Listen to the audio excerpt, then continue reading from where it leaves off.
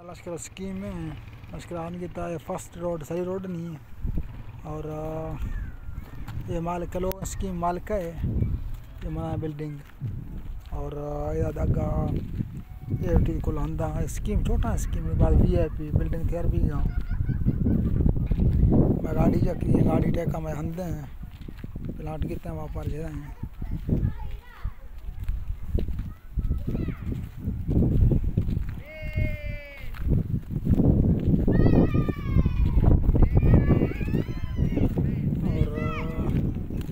building therapy वो मागी building आदा स्कीम जक हैं और स्कीम मसली बड़ी और ये दूमी रोड स्कीम है और लेफ्ट साइड पे अंदर प्लांट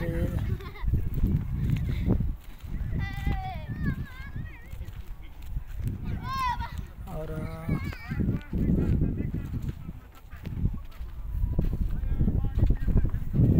लश्कर चल वाले ना आओ हम यहाँ तीसरा में जाके दिया था आओ ये रोड नहीं गटर लाइन नहीं ये सीमा अंदर और गैस लाइन गैस लाइन पदर नहीं है था वो ये गैस लाइन मर्द लोग पे तो बढ़ती हैं अंदर और ये प्लांट यक मतलब पास हुए मिश्र हो गए या पास हुए वो मर्द जकरी है मेरा ये प्लांट है लोकेशन है और दो प्लांट आम टा टंकी वाला आंदा दो प्लांट आम है सेमी प्लांट है और सह प्लांट आम टा रोड आदा मेन रोड आदा